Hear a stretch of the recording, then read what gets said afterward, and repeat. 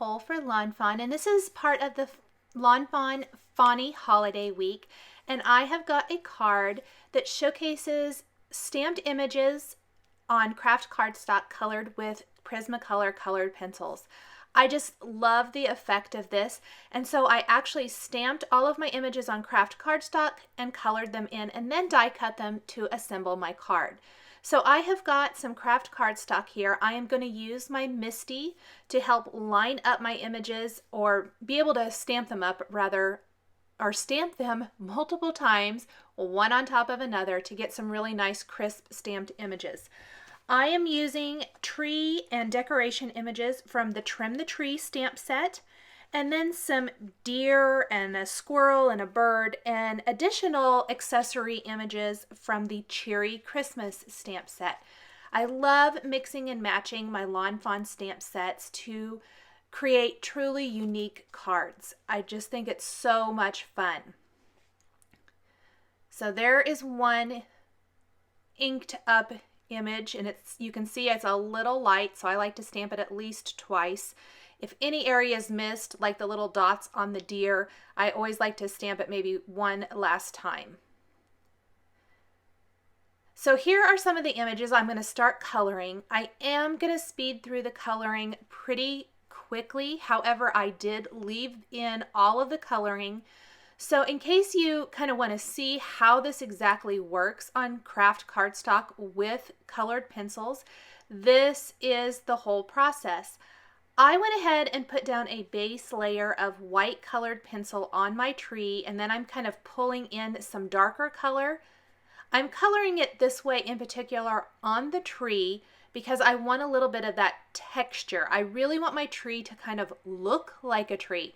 And so I went in with my mid-tone color there, and then I'm going to go back in with my darker color and kind of color over the whole thing again with my white colored pencil and blend that out. The white as a base really allows me to do some blending with the actual colored pencils themselves, as opposed to a blender pencil or Gamsol. I did not use either one of those products for any of the coloring here today.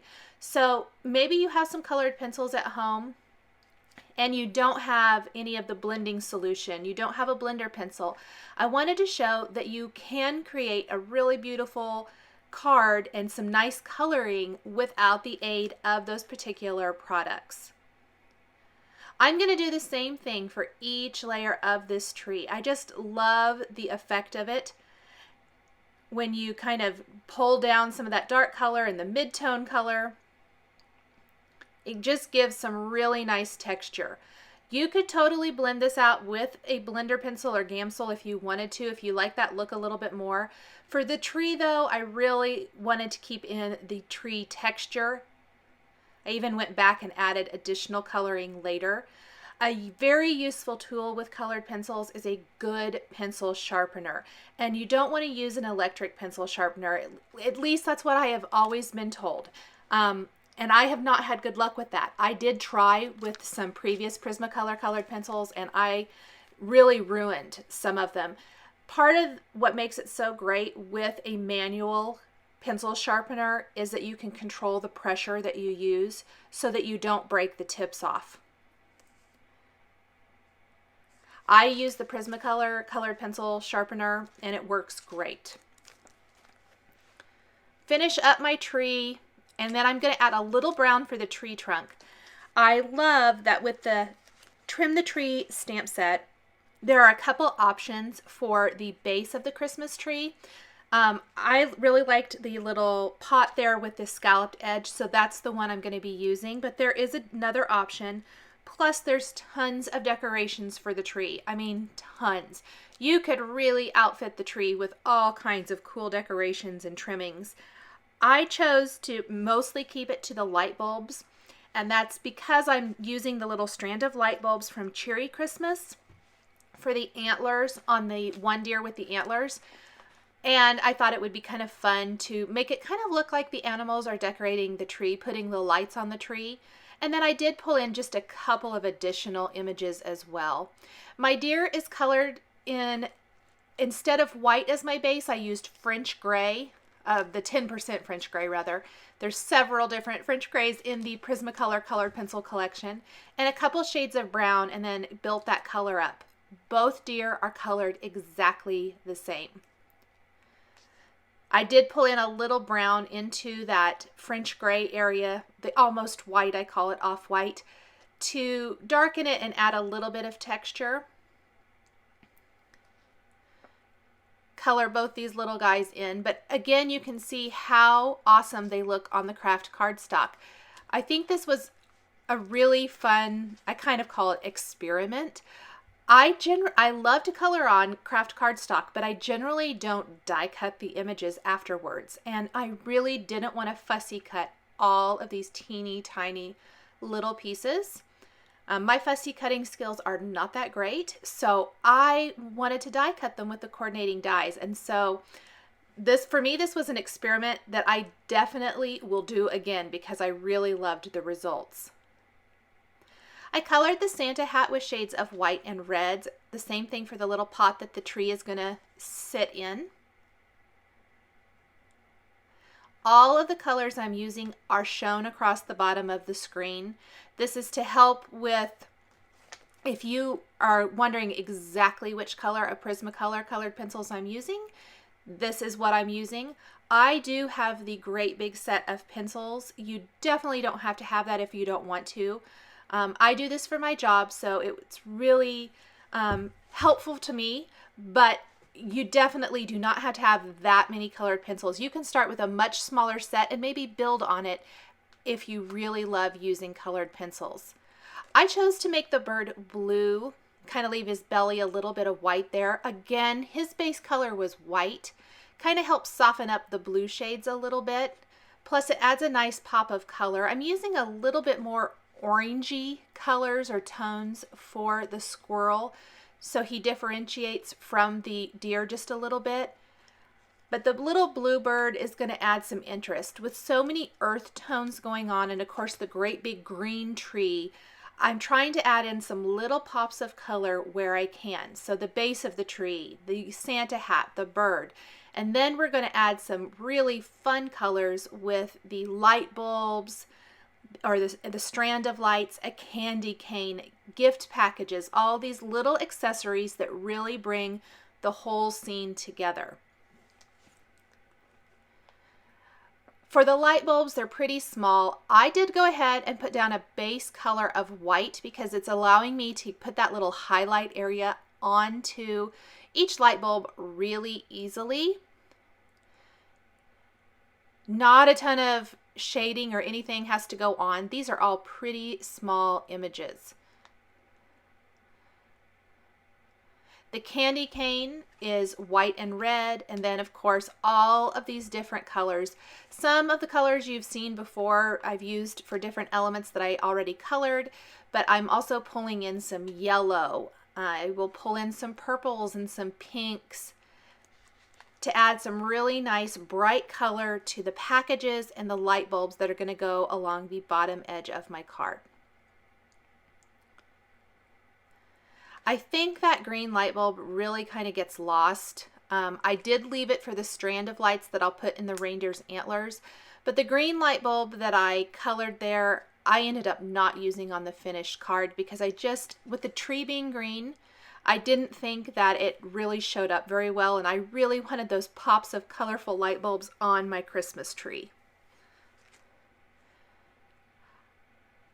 Once all of my images are colored, I am going to die cut them with the coordinating Trim the Tree and Cheery Christmas dies. There are dies for every little bit of ornaments and things for both of these sets. Lots of teeny tiny pieces. I use magnetic sheets to hold on to die sets that have lots of little pieces like this so that I don't accidentally lose something. And I did add even one ornament to this so that it looks like the bird is starting to hang the ornaments on the tree. So here are my pieces. So much fun. I did add some detail to some of these pieces, and I'm going to show you that here in a minute with a glitter pen, with a black glaze pen. a lot of times I like to kind of lay everything out before I go ahead and work on my background or the next step of my card.